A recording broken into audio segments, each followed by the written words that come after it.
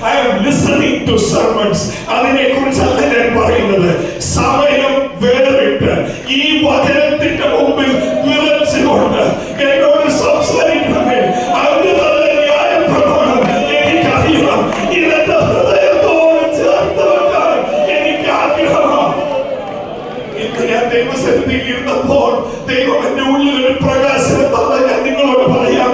ഒരു തലമുറയെ ദൈവം അന്വേഷിക്കുകയാണ്. പല പ്രാവശ്യം വായിച്ചിട്ടുള്ള വാക്യമായിരിക്കാം, എന്നാൽ മറനീക്കി വെളിപ്പാടിനെ തരുവാൻ ദൈവം കാത്തിരിക്കുക. അത് വിശ്വസിക്കുന്നവരുടെ പിരിവുണ്ടോ? അനേകം പ്രാവശ്യം വായിച്ചതാ, ഒരുപാട് അണ്ടർലൈൻ വിട്ടിട്ടുണ്ട്. But if you set aside time in the presence of God, ഈ ബൈബിളുമായിട്ട് പ്രാർത്ഥന മുറിയിൽ കയറി എനിക്ക് കിട്ടിയ ന്യായപ്രമാണം മറക്കാൻ ഞാൻ തയ്യാറല്ല. എന്നോട് സംസാരിക്കണമേ. എന്റെ കുടുംബജീവിതം എങ്ങനെയായിരിക്കണം എന്നോട് സംസാരിക്കണമേ. എന്റെ കുഞ്ഞുങ്ങളെ എങ്ങനെ വളർത്തണം എന്നോട് സംസാരിക്കണമേ എന്നിരിക്കുന്ന ഒരു തലമുറയെ ഇൻസൈറ്റുകൾ തരുവാൻ സ്വർഗം ആ മുറികളിൽ, ആ Bible സ്റ്റഡിയിൽ heaven will touch your prayer room. ഇതുവരെ കണ്ടിട്ടില്ലാത്തത് പുസ്തകത്തിൽ നിന്ന് കാണിക്കുവാൻ ദൈവം തയ്യാറായി നിൽക്കുന്നു. We should set aside time. നമ്മുടെ ശരീരത്തെ നോക്കുവാൻ നമ്മൾ കാണിക്കുന്ന ഉത്സാഹമെങ്കിലും ആത്മമനുഷ്യന്റെ പോഷണത്തിനായി ദൈവം തന്നിരിക്കുന്ന വചനം ധ്യാനിക്കാൻ നമ്മൾ സമർപ്പിതരാകണം. ആരും ഇവിടെ കൈവക്കണ്ട. പക്ഷെ ഒരു യാഥാർത്ഥ്യം എന്ന് പറയുന്നത് നല്ല ശതമാനം വിശ്വാസികളും ബൈബിൾ വായിക്കുന്നില്ല എന്നുള്ളതാണ്. സൺഡേയിൽ സങ്കീർത്തനങ്ങളൊക്കെ ഉള്ളപ്പോൾ സാധാരണ ആൾക്കാർ പറയാറുണ്ട്, ശ്രദ്ധിച്ചാൽ മതി, അന്ന് വായിച്ച സങ്കീർത്തനത്തിന്റെ 2 പേജ് ഇപ്പുറത്തോട്ടോ 2 പേജ് ഇപ്പുറത്തോട്ടോ ആയിരിക്കും എന്നെ സന്തോഷിപ്പിച്ച വാക്യം ഇരിക്കുന്നത്. കാരണം ആ ആഴ്ചയിൽ ആകെ കൂടെ ബൈബിൾ തുറന്നത് സങ്കീർത്തനം ഒരാൾ വായിക്കാൻ കയറിയപ്പോഴാണ്. 89 ആണെങ്കിൽ സന്തോഷിപ്പിച്ച വാക്യം 87 2 പേജ് മറിക്കാനുള്ള സമയമേ കിട്ടിയുള്ളൂ. ഇങ്ങനെയുള്ള അന്തരീക്ഷത്തിൽ നിന്നും എനിക്ക് വിശ്വസിക്കാൻ ആഗ്രഹം, ഒരു തലമുറ എഴുന്നേൽക്കാൻ പോവുകയാണ്. വചനത്താൽ നിറയപ്പെട്ട ഒരു തലമുറ. ഓരോ ദിവസവും അവർ കാണുന്നവരോട് അവരോട് പറയാൻ ഒരു ഫ്രഷ് വേർഡ് ദൈവം തരുന്ന ഒരു തലമുറ. ആ ഓവനിൽ നിന്ന് ഇറങ്ങി വരുന്നത് പോലെ ബൈബിൾ സ്റ്റഡി എന്ന് പറയുന്നത് അറിവിനെ കൂട്ടാൻ മാത്രമുള്ളതല്ല. ഞാൻ പറയുന്നത് അറിവിനെ കൂട്ടി കൺഫ്യൂസ്ഡ് ആയി ഒരു തലമുറ മാറുമ്പോൾ എന്റെ ധ്യാനത്തിൽ തീ കത്തി എന്ന് പറയുവാൻ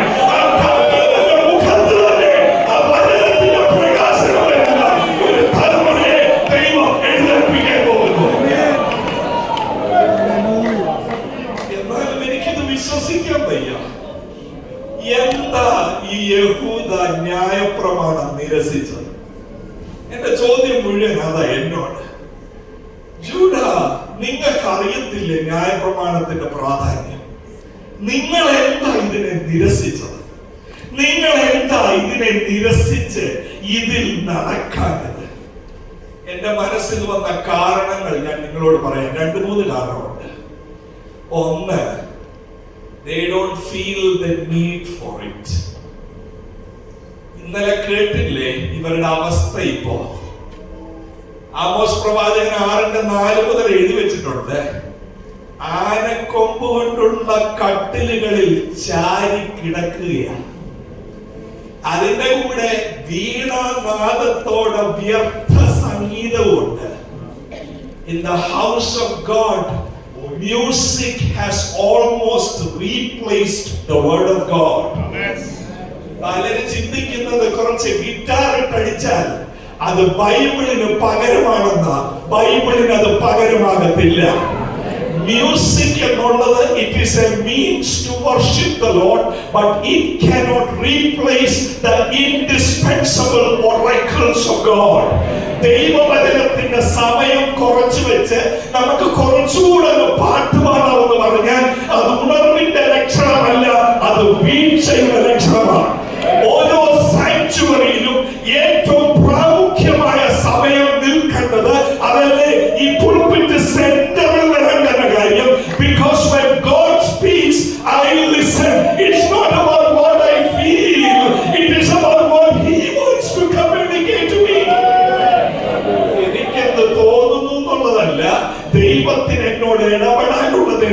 പറയുന്നത് കേൾക്കണമെങ്കിൽ ഞാൻ വചനത്തിന്റെ മുമ്പിൽ വന്നാലേ സാധ്യമാകുകയുള്ളൂ. ആനക്കൊമ്പ് കൊണ്ടുള്ള കട്ടിലുള്ളപ്പോ ചാരിക്കിടക്കുമ്പോ എന്തോ മെഡിറ്റേഷന്റെ കാര്യമാണ് പറയുന്നത്. വീണാനാദത്തോടെ ഇങ്ങനെ പെരുക്കിക്കൊണ്ടിരിക്കുക സംഗീതം, അവിടെ വേർഡ് ഒലിച്ചു പോകുന്നത് പോലെ. പിന്നെ ശ്രദ്ധിക്കണമേ, ഇവിടെ ഒരു പ്രധാന കാര്യമുണ്ട്. യഹൂദയുടെ കയ്യിൽ നിന്ന് ഈ ന്യായപ്രമാണം അവര് നിരസിച്ച് തിരസ്കരിക്കാൻ ഒരു പ്രധാന കാരണം ഞാൻ കാണുന്നു. അതെന്താണെന്ന് ചോദിച്ചാൽ, ഈ തെക്കിലെ യഹൂദ അവർക്ക് ഒരുപാട് നിഗളമുണ്ട്. പ്രൈഡ്. എന്താ പ്രൈഡ് എന്ന് ചോദിച്ചാൽ, we are not like the north. വടക്ക് 10 ഗോത്രങ്ങൾ പോലല്ല ഞങ്ങൾ. We have Jerusalem. യെരുശലേം ഞങ്ങൾ ഇവിടെ സ്ഥിതി ചെയ്യുന്നത്. ഇത് സിറ്റി ഓഫ് ഡേവിഡ് ആണ്. ഇത് ദാവീദിന്റെ നഗരമാണ്. ഈ ആമോസ് പ്രവാചകൻ BC 750 എഴുതുമ്പോ യെരുശലേം ദേവാലയത്തിലെ പ്രധാന പുരോഹിതന്റെ പേര് അസര്യ. ഈ അസര്യ ഒരു സാധാരണ മനുഷ്യനല്ല. ഈ അസര്യ എങ്ങനെയുള്ള ഒരു മനുഷ്യനാണെന്ന് അറിയണമെങ്കിൽ 2 Chronicles 2 ദിനവൃത്താന്തം 26-16 വാക്യം നോക്കണം. അവിടെ എഴുതിയിരിക്കുന്നത് ഇങ്ങനെയാ: എന്നാൽ അവൻ ബലവാനായപ്പോൾ, ആരാന്നറിയാമോ? ഉസിയ രാജാവ്. ഇത് ആമോസ് പ്രവാചകൻ 1-1 വാക്യത്തിൽ എഴുതിയിട്ടുണ്ട്. ഉസിയാവ് യഹൂദ രാജാവായിരുന്നപ്പോ, യെരോബെയാം ഇസ്രായേലിന്റെ രാജാവായിരുന്നപ്പോ, ഉസിയാവിന്റെ സമയത്ത് കേൾക്കണ വാക്ക്, അവൻ ഉസിയാവ് രാജാവ്, യഹൂദയിലെ രാജാവ് ബലവാനായപ്പോ. ആ വാക്കുകൾ എത്ര ശ്രദ്ധിക്കണം. നമ്മുടെ ബലം കൂടുമ്പോ ശ്രദ്ധിച്ചോണം. അവൻ ബലവാനായപ്പോ അവന്റെ ഹൃദയം അവന്റെ നാശത്തിനായിട്ട് നിഗളിച്ചു. എപ്പ ശക്തി കൂടുമ്പോഴും ശ്രദ്ധിച്ചോണം, ഹൃദയം മാറാനുള്ള സാധ്യതയുണ്ട്. ശക്തി കൂടുന്തോറും ഹൃദയം മാറും.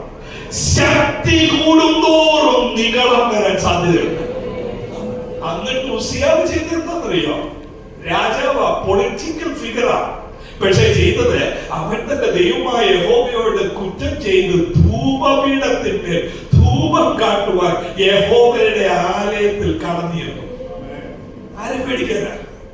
ഉസിയ രാജാവല്ലേ, പവർഫുൾ കിങ് ആണ്. കിങ്ഡം ഡിവിഷൻ ഒക്കെ കഴിഞ്ഞിട്ട് എല്ലാം സെറ്റിൽ ഡൗൺ ആയി, പൊളിറ്റിക്കൽ സ്റ്റെബിലിറ്റി, പ്രോസ്പെരിറ്റി എല്ലാം ഉള്ള സമയത്ത് രാജാവ് കയറി വരിക നേരെ ടെമ്പിളിലോട്ട്. ആ ധൂപപീഠത്തിൽ എനിക്ക് ഒരു ആരാധന കഴിക്കണം. ആരാധന അവിടെ പാസ്റ്ററായിരിക്കുന്ന ആരാധനയോ? പാസ്റ്ററായിട്ടിരിക്കുന്ന അസര്യ പറയുക 17-ാമത്തെ വാക്യത്തിൽ, അസര്യ പുരോഹിതനും അവനോടുകൂടെ ധൈര്യശാലികളായ യഹോവയുടെ 80 പുരോഹിതന്മാരും അവന്റെ പിന്നാലെ അകത്ത് ചെന്ന് ഉസിയ രാജാവിനെ തടുത്ത് അവനോട്. അപ്പൊ യഹൂദയുടെ പ്രൈഡ് എന്തോന്നറിയോ? വടക്കാരെ, നിന്നെ കൊണ്ടൊരു പാസ്റ്റർ, ആ പാസ്റ്റർ പേരെന്തോന്നറിയാമോ? അമസ്യ. അതെങ്ങനത്തെ പാസ്റ്ററാ? ഇന്നലെ ഞാൻ കാണിച്ചില്ലേ, 7-12-13 ആമോസ് പ്രവാചകൻ അവിടെ ഇരുന്നപ്പോ ഈ അമസ്യാവ് പറഞ്ഞു, ഇവിടെ പ്രവാചകനൊന്നും വേണ്ട, നല്ല പൊളിറ്റിക്കൽ കണക്ഷൻ ആണ് യെരോബെയാമായിട്ട്. വാസ്തവം പറഞ്ഞാൽ നല്ല പഴുതീർന്ന പൊളിറ്റീഷ്യനാണ് അമസ്യ. ചെയ്ത പാര എന്താണെന്ന് വെച്ചാൽ, ഈ ആമോസ് പ്രവാചകനെ കുറിച്ച് ആള് വിട്ട് പറയിപ്പിച്ചു. ആരോട്? യെരോബെയാമിനോട് പറയിപ്പിച്ചു, നിനക്കെതിരെ സംഭാഷിക്കാൻ വേണ്ടി വന്നാ പിടിച്ചോണം. നല്ല 1-ാം ക്ലാസ് പാര വെച്ചു. പുരോഹിതനാണ്, പക്ഷെ നല്ലായിട്ട് പാര വെക്കാൻ അറിയാം. ഈ പറഞ്ഞത് നിങ്ങൾക്ക് ഇഷ്ടപ്പെട്ടത് കൊണ്ട് ആ വാക്യം കൂടെ ഒന്ന് നോക്കിക്കോട്ടെ, പോകുന്ന വഴി ഒന്ന് നോക്കാൻ. ഈ അമസ്യാവിനെ കുറിച്ച് പഠിക്കുമ്പോ ഇത്ര സീസൺഡ് ആയിട്ടുള്ള പൊളിറ്റീഷ്യനാണെന്ന് മനസ്സിലാക്കുന്നത് ആ 7-ാമത്തെ അധ്യായം അതിന്റെ 13-ാമത്തെ വാക്യം ശ്രദ്ധിച്ചാൽ, ബഥേലിലോ ഇനി പ്രവചിക്കരുത്, അത് രാജാവിന്റെ വിശുദ്ധ മന്ദിരവും രാജധാനിയും. എന്തോ ഒരു കൺസേൺ. ആരോടുള്ള കൺസേൺ? രാജാവ്. എവിടത്തെ പാസ്റ്ററാ? ബഥേലിലെ പാസ്റ്ററാ. പക്ഷെ അലയൻസ് മൊത്തം ആരുമായിട്ടാണ്? യൂറോപ്യാണ്. ഒന്ന് ഫോൺ എടുത്താൽ മതി, എല്ലാവരും ഇപ്പൊ വിളിച്ചിട്ട് വെച്ചേ ഉള്ളൂ. യൂറോപ്യാണ് ഇങ്ങനെ വിളിച്ചോണ്ടിരിക്കുക. അപ്പോഴാ ഇവിടെ പ്രവാചകൻ ആമോസ് എന്ന് പറയുന്നത് ദൈവം ശിക്ഷിക്കാൻ പോവുക. അപ്പോഴേ ഫോൺ ചെയ്തിട്ട് നേരെ 7:10 എന്നാൽ ബഥേലിലെ പുരോഹിതനായ അമസ്യാവ് ഇസ്രായേൽ രാജാവായ യെരോബെയാമിന്റെ അടുക്കൽ ആളയച്ചു. പുള്ളിക്ക് അസിസ്റ്റൻസ് ഉണ്ട്. പെട്ടെന്ന് വിളിച്ചു, പോയി പറയണം. എന്തോ പറയണം? ആമോസ് ഇസ്രായേൽ ഗ്രഹത്തിന്റെ മധ്യേ ആരെന്ന് പറഞ്ഞാൽ നിനക്ക് വിരോധമായി. I am here as pastor. You don't worry. I'll take care. എന്ത് ചർച്ച നിനക്കെതിരെ വന്നാലും ഞാൻ നോക്കിക്കോളാം. കാരണം എനിക്ക് എന്തെങ്കിലും പ്രശ്നമുണ്ടെങ്കിൽ നീ വരണേ. അതാ ചെയ്യപ്പെടുന്നത്. അമസ്യാവ് യെരോബെയാമിനോട് പറയുക, നിനക്കെതിരെ ആരെയും പ്രവചിപ്പിക്കത്തൊന്നുമില്ല, ഞാൻ നോക്കിക്കോളാം. എനിക്ക് എന്തെങ്കിലും പ്രശ്നം വന്നാൽ നോക്കണം. അപ്പോഴാണ് യഹൂദയിൽ ആരാ പാസ്റ്റർ ഇരിക്കുന്നത്? അമസ്യാവിനെ പോലുള്ള ആളല്ല അസറിയ. അവിടത്തേക്ക് ഇനി വരുവാണ് ഇങ്ങോട്ട്. എന്തോ പറയുക, അവിടെ നിൽക്കണം, ഇങ്ങോട്ട് കയറാനൊക്കത്തില്ല. യഹൂദക്കാർക്ക് എന്തോ പ്രൈഡ് ഉണ്ടെന്നറിയാം. ഞങ്ങളുടെ പാസ്റ്റർ അനീതി കണ്ടാൽ ഇനി രാജാവാണെങ്കിലും ഉസിയാവാണെങ്കിലും അവിടെ നിർത്തും. ഇത് വായിച്ചപ്പോ എന്റെ ഹൃദയം തകർന്നുപോയി. എന്താ തകർന്നു പോയെന്ന് ചോദിച്ചാൽ, ഈ പെന്റക്കോസ്റ്റൽ മൂവ്മെന്റിൽ ഒരു തലമുറ ഉണ്ടായിരുന്നു. അവരിങ്ങനെയുള്ള യോഗത്തിൽ എഴുന്നേറ്റ് നിന്ന് പറയുമായിരുന്നു, ഇങ്ങോട്ട് വിരൽ ചൂണ്ടരുത്, സാമ്പത്തിക ക്രമക്കേടില്ലാത്തവർ, നല്ല കുടുംബജീവിതമുള്ളവർ, ജനങ്ങൾക്ക് ഒരു കാര്യം പോലും വിരൽ ചൂണ്ടാനില്ലാത്ത ഒരു തലമുറ നമുക്കുണ്ടായിരുന്നു.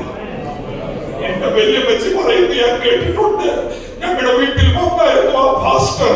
ഇരിക്കുന്ന കാണുമ്പോഴേ ദൈവം വന്നിരിക്കുന്ന പോലെ ഞങ്ങൾക്ക് തോന്നിയത്. ഞങ്ങളുടെ വീട്ടിൽ പ്രാർത്ഥിക്കാൻ നിന്നപ്പോ യേശു ഞങ്ങളുടെ വീട്ടിൽ വന്നതുപോലെ ഞങ്ങൾക്ക് തോന്നിയത്. യഹൂദയ്ക്ക് ഒരു നിഗളമുണ്ട്. എന്താ നിഗളം അറിയാമോ? We have a big pastor. ഞങ്ങൾക്ക് അടിവരത്തില്ല, കാരണം ഞങ്ങൾക്ക് അസറിയുണ്ട്. ഇത് നമ്മുടെ സമൂഹത്തിലെ ഒരു വലിയ തിന്മയാ ഭവിച്ചിരിക്കുന്നത്. ഉണ്ടായിരുന്നു ഒരു ജനറേഷൻ. ഓർക്കുന്നുണ്ടോ? അപ്പോസ്തലന്റെ അച്ഛൻ സാധാരണ മുക്കുവനായ പാസ്റ്ററാണെന്ന് പത്രോസ് വീട്ടിൽ വെച്ച് അനന്യാസും സഫീറയും പറഞ്ഞു, എല്ലാം കൂടെ കൊണ്ടുവന്ന് കാൽക്കലൊന്നും വെക്കണ്ട, പുള്ളി ഇത്രയും പൈസ ജീവിതത്തിൽ കണ്ടിട്ടില്ല, എനിക്ക് മുക്കുവനാ. സാധാരണ മനുഷ്യനാണ്. അങ്ങോട്ട് കൊണ്ടുവന്ന് വെച്ചപ്പോ ചോദിച്ചു, എങ്ങനെ ഇത് രണ്ടുപേരുടെ ഒത്തത്? പിശാചി നിങ്ങളുടെ ഹൃദയം എങ്ങനെ കൈവശമാണ്? ഇത് പാസ്റ്ററോടല്ല ഇത് ചെയ്തത്, ഇത് ദൈവത്തോടാ ചെയ്യുന്നത് പറഞ്ഞപ്പോ അവിടെ വീട് മരിച്ചുപോയത്. ഇത് കൃപായുഗമാ, ഒന്നും പറ്റത്തില്ലെന്ന് പറയുന്നവരെ കേൾക്കണമേ. വിദ്യാഭ്യാസമില്ലാത്ത പത്രോസിന്റെ നേരെ കപടമായിട്ട് നിന്നപ്പോ പൊടുന്നനെ താഴെ വീട് തീർന്നെന്ന് ഫ്യൂണറൽ സർവീസ് ആഫ്റ്റർ പെന്റിക്കോസ്റ്റ്.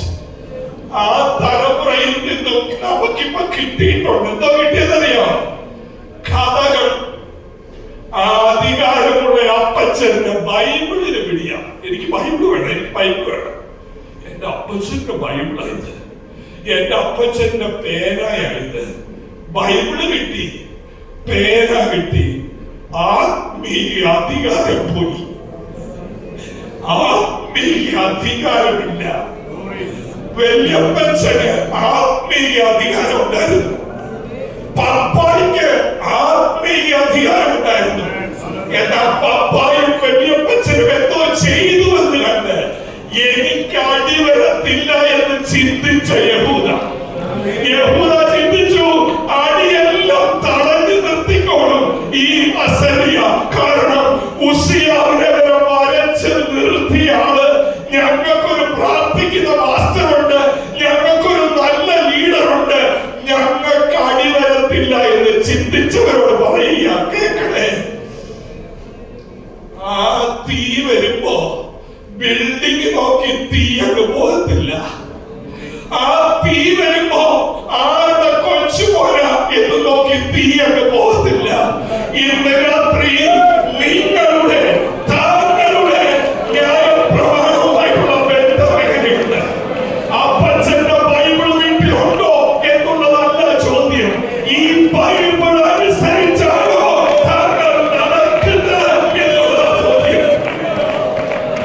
അപ്പച്ചന്റെ മുമ്പിൽ ആരും നിൽക്കത്തില്ലായിരുന്നു എന്നുള്ളതല്ല സാക്ഷ്യം. നിങ്ങളുടെ മുമ്പിൽ നിൽക്കുമോ ആള് എന്നുള്ളതാ ചോദ്യം. യഹൂദ വഞ്ചിക്കപ്പെട്ടു. യഹൂദ ചിന്തിച്ചു, ഞങ്ങൾക്ക് അസറിയാവുണ്ട്, ഞങ്ങൾക്ക് this is city of David, this is Jerusalem, Torah ഉണ്ട്. അവരോട് പറയുക, അടി വരുന്നു. ഇതെല്ലാം ഉണ്ടെങ്കിലും ഇന്ന് രാത്രി ശ്രദ്ധിക്കണം, ഈ SLC കോൺഫറൻസിന്റെ സമാപന രാത്രിയിൽ ഇതെന്തുണ്ടെങ്കിലും, എത്ര പൈസ കൊടുത്താലും, എത്ര വലിയ ബിൽഡിംഗ് പണിഞ്ഞാലും, ദൈവവചനത്തിന്റെ അടിസ്ഥാനത്തിലല്ല ജീവിതമെങ്കിലും God will punish you. The fire will come in your family. ഇതിനെ തടയാൻ നമുക്ക് കഴിയത്തില്ല. ഇതിനെ തടയാൻ ഒരു ബോധങ്ങൾക്ക് കഴിയത്തില്ല. ഈ തീയെ തടയുവാൻ പൈസയ്ക്ക് കഴിയത്തില്ല. ഈ തീയെ തടയാൻ ഇൻഫ്ലുവൻസിന് കഴിയത്തില്ല. എത്രയൊക്കെ എഴുതി വെച്ചാലും ഇന്നിപ്പോ ആൾക്കാരെ വെളുപ്പിക്കാൻ എന്തൊരു എളുപ്പം. ഒരു പത്രത്തിൽ ഒരു വാർത്ത കൊടുത്താൽ മതി, എല്ലാം വെളുക്കും. എന്നാൽ തീ വരുന്ന സമയത്ത് ഈ പത്രം ഉൾപ്പെടെ കട്ടും. ഈ പത്രത്തിന്റെ വെളിച്ചത്തിലല്ല അവിടത്തെ തീ ഇറങ്ങുന്നത്. ഇന്ന് രാത്രി സ്വർഗം കാണുന്നു. എന്റെ സ്വഭാവം അറിയുന്നവൻ, കുടുംബ ജീവിതത്തിന്റെ അകത്തേക്ക് നോക്കുന്ന അഗ്നിജ്വാലയ്ക്കൊത്ത കണ്ണുള്ളവൻ, എന്റെ വാല്യൂസ് അറിയാവുന്നവൻ, എന്റെ വേൾഡ് വ്യൂ അറിയാവുന്നവൻ, എന്റെ ക്യാരക്ടർ അറിയാവുന്നവൻ, എന്റെ സമ്പത്തിനോടുള്ള സമീപനം അറിയാവുന്നവൻ, സ്വഭാവ ശുദ്ധീകരണത്തെ മുൻതൂക്കം കൊടുക്കാത്ത ഒരു പെന്തക്കോസ്ത് തലമുറയെ കേൾക്കണമേ. ആരൊക്കെ നമുക്ക് പാസ്റ്ററായി ഉണ്ടെങ്കിലും, ആരൊക്കെ നമ്മുടെ നേതൃത്വത്തിലുണ്ടെങ്കിലും, God is going to deal with us individually. വ്യക്തിപരമായി ഡീൽ ചെയ്യുന്ന ഒരു ദൈവം. കേൾക്കണം. ഇതുപോലെ യേശുവിന്റെ സമയത്തും ഉണ്ടായിരുന്നു. കുറച്ചു പേരുടെ മിനിസ്ട്രി എന്ന് പറയുന്നത് അവര് മത്തായി 23:29 എഴുതിയിട്ടുണ്ട്. കപടഭക്തിക്കാരായ ശാസ്ത്രിമാരും പരീക്ഷന്മാരുമായുള്ളവരെ നിങ്ങൾക്ക് കഷ്ടം. നിങ്ങൾ പ്രവാചകന്മാരുടെ അവരുടെ പണി, പ്രവാചകന്മാരുടെ കല്ലറ പണിതും നീതിമാന്മാരുടെ കല്ലറകൾ അലങ്കരിച്ച് നടക്കുക. കണക്ഷൻസ് ആണ് ഇവർക്ക് ഇമ്പോർട്ടന്റ്. ഞങ്ങൾ ഏത് ഫാമിലി അറിയാമോ? ഞങ്ങളുടെ അപ്പച്ചനായിരുന്നു ഫസ്റ്റ്. ഞങ്ങൾ കൊടുത്ത സ്ഥലത്താണ് മാവേലിക്കരെ ഹോൾ ഇരിക്കുന്നത്. മൊത്തം കണക്ഷനാണ്. എന്നിട്ട് കിട്ടുന്ന സമയം, കിട്ടുന്ന പൈസ കൊണ്ട് വലിയ കല്ലറ ഉണ്ടാക്കുക. എല്ലാരെയും ഒന്ന് അറിയിക്കണം തീ അങ്ങോട്ട് വരത്തില്ലെന്ന്. പക്ഷേ തീക്ക് കല്ലറ നോക്കി നിൽക്കാൻ ഒക്കത്തില്ല. കല്ലറയ്ക്കകത്ത് കിടക്കുന്നവൻ വിശുദ്ധിയുള്ള ആളാണെങ്കിൽ ആ ദിവസം എഴുന്നേൽക്കും. കല്ലറ പണിഞ്ഞുകൊണ്ട് നമ്മുടെ മേലിൽ നിന്ന് ഈ തീ പോത്തില്ലെന്ന്. പൈസ കൊടുത്തത് കൊണ്ട് നമ്മുടെ മേലിൽ നിന്ന് തീ പോത്തില്ലെന്ന്. ഈ തീ നമ്മളിൽ നിന്ന് മാറണമെങ്കിൽ we have to come in repentance. മാനസാന്തരത്തോടെ അടുത്തുകൊണ്ട് ഞാൻ ഈ ബൈബിളിൽ നിന്ന് അകന്നു പോയി കർത്താവേ, എന്റെ പിതാവ് നിന്ന വാല്യൂസിൽ നിന്ന് ഞാൻ മാറിപ്പോയി കർത്താവേ. കഴിഞ്ഞതിൽ ഞാൻ ഉദയപൂരിൽ എന്റെ ഒരു സ്നേഹിതനോട് സംസാരിച്ചുകൊണ്ടിരുന്നപ്പോ ഒരിക്കൽ സുവിശേഷത്തിലേക്ക് സമർപ്പിക്കുകയൊക്കെ ചെയ്ത ആളാണ്. കാഷ്വൽ കോൺവെർസേഷൻ പറയുമ്പോൾ ഞാൻ ചോദിച്ചു, imagine our appachan would come back and stand before you now, what he will feel. അദ്ദേഹം പറഞ്ഞു, I am feeling something in my body, I have never thought about it. ഇടയ്ക്കൊന്ന് ചിന്തിക്കുന്നത് നല്ലതാ. അപ്പച്ചൻ, ആ പഴയ അപ്പച്ചൻ ഗ്ലോറി ചെയ്തുകൊണ്ട് നടക്കുന്ന അസറിയ ഉസിയാനെ വരച്ചവരക്ക് നിർത്തിയ ആള് ഇന്ന് മുമ്പോട്ട് വന്നായിരുന്നെങ്കിൽ എന്തായിരുന്നു നടക്കുന്നത്? നമ്മുടെ വീട്ടിൽ താമസിച്ചേനേമോ? നമ്മുടെ ലൈഫ് സ്റ്റൈലിനെ എൻഡോഴ്സ് ചെയ്തേനേമോ? അതോ പറഞ്ഞേനേമോ, മോനെ റിപ്പന്റ്, നീ മനസ്സാന്തരപ്പെടണം, എന്റെ കെയർ ഓഫിൽ നിനക്ക് പോകാൻ ഒക്കത്തില്ല. നോക്കണം, ശ്രദ്ധിക്കണേ. ഇവിടെ സംഭവിക്കുന്നത് കേൾക്കണം. വളരെ ലഭിച്ചവനോട് വളരെ ആവശ്യപ്പെടും. അധികം ഏറ്റുവാങ്ങിയവനോട് അധികം ചോദിക്കും. ഇന്നെന്റെ മുമ്പിൽ ഇരിക്കുന്ന സമൂഹമേ, നമ്മൾ കൈപിടിച്ചോണ്ട് നടക്കുന്ന ഈ ദൈവം തെറ്റിദ്ധാരണയിൽ നമ്മൾ കൈ പിടിക്കരുത്. നമ്മളുടെ ലൈഫ് ഇവിടെ വളരെ ഇമ്പോർട്ടന്റ് ആണ്. കാരണം കൈ പിടിച്ചിരിക്കുന്നത് വിശുദ്ധനായ ദൈവത്തിന്റെ കയ്യിലാണ്. യഹൂദയ്ക്ക് പറ്റിയത് പ്രോസ്പെരിറ്റി അവരെ മന്ദീഭവിച്ചു. ആ കട്ടിലിൽ കിടന്നപ്പോ ബൈബിൾ വായിക്കാൻ മറന്നുപോയി.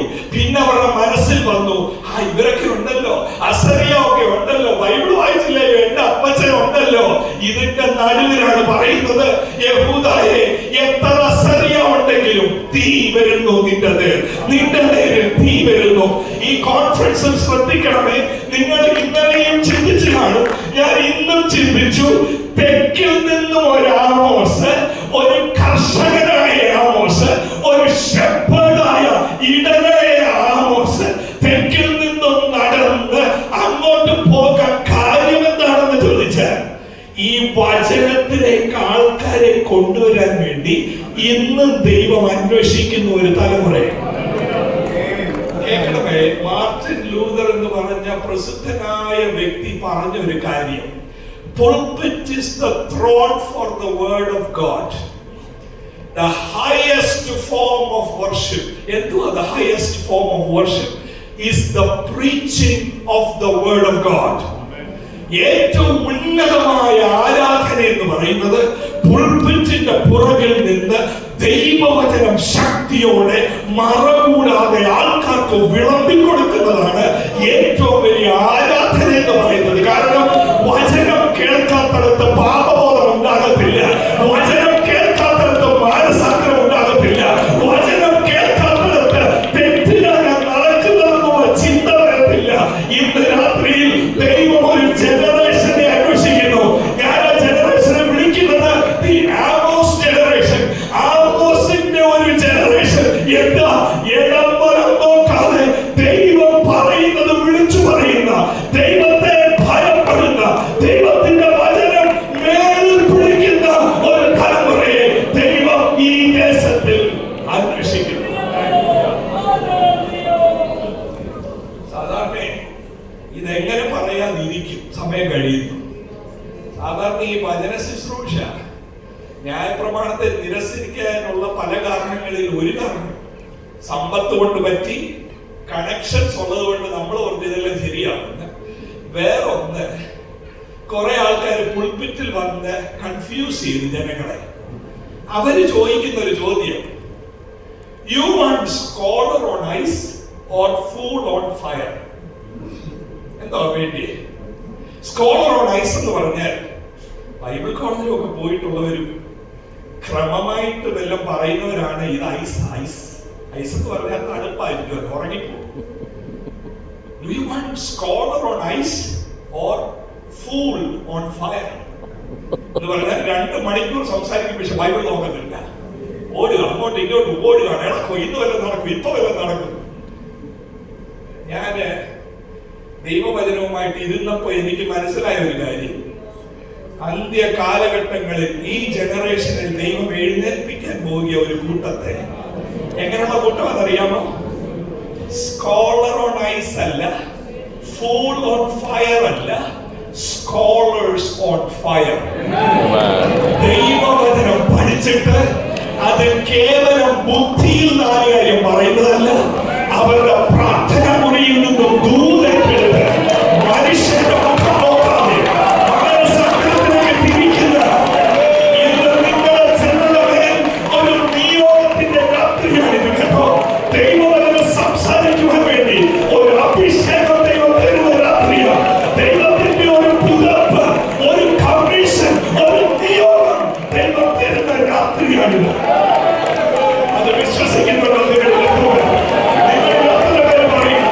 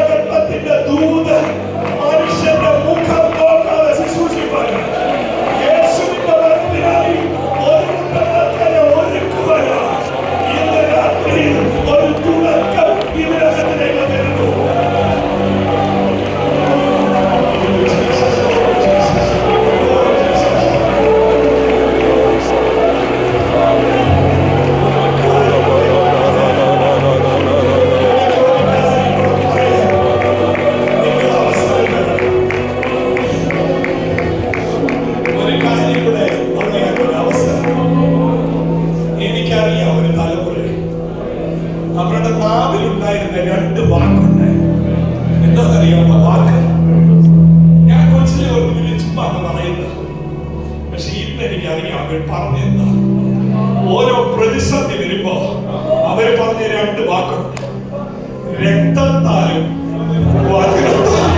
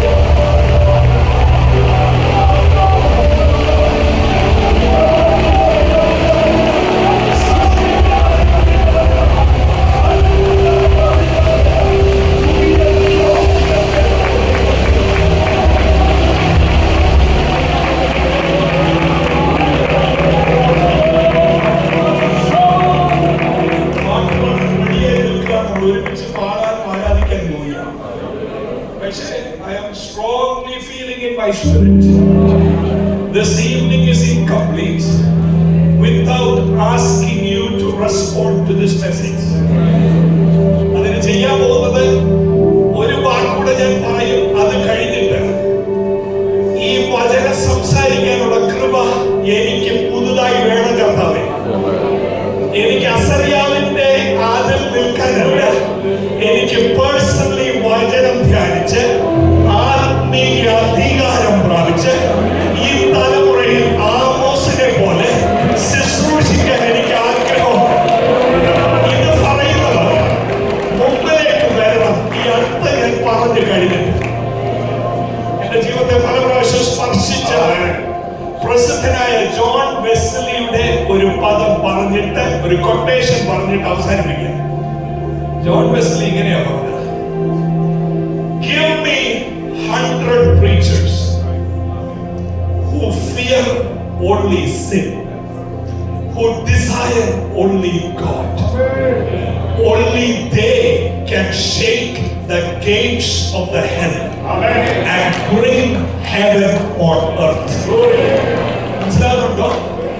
പാപത്തെ മാത്രം ദൈവമേ വരരുത്, പാപത്തെ മാത്രം പേടിക്കുന്ന, ദൈവത്തെ മാത്രം ആഗ്രഹിക്കുന്ന 100 പ്രസംഗകരെ പറയുക. അവരിലൂടെ പാതാള ഗോപുരങ്ങൾ ഇളകും. അവരിലൂടെ സ്വർഗത്തിന്റെ അനുഭവം സഭകളിൽ വരും. ഞാൻ വിശ്വസിച്ചോട്ടെ, ആ 100 പ്രസംഗകരിൽ കുറെ പേർ ഇതിനകത്ത് നിൽക്കുന്നത് പാതാള ഗോപുരങ്ങളെ ഷെയ്ക്ക് ചെയ്യുന്ന ഒരു ministry of the word of God. പാതാള ഗോപുരങ്ങളെ കുലുക്കുന്ന ദൈവാലയത്തിന്റെ ശുശ്രൂഷ. എഴുന്നേറ്റ് നിൽക്കുമ്പോൾ തന്നെ ഒരു ആത്മീയ യുദ്ധത്തിലേക്ക് പ്രവേശിച്ച് അന്ധകാര ശക്തിയെ വെട്ടുന്ന, ഇടിക്കുന്ന ഒരു വചന ശുശ്രൂഷ. അതിനായുള്ള ഒരു നിയോഗം, അതിനായുള്ള ഒരു വിധി, അതിനായുള്ള ഈ പറഞ്ഞുകൊണ്ടിരിക്കുമ്പോ നിങ്ങൾ നിൽക്കുന്നിടത്ത് യെസ് ഐ ക്യാൻ ഫീൽ ഇത് എന്നോടുള്ള ദൈവത്തിന്റെ ആലോചനയാണ്. I can hear the roar. എനിക്ക് കേൾക്കാം ആ സിംഹഗർജനം. ആമോസിനെ പോലെ എന്നെ അയക്കണമേ. United States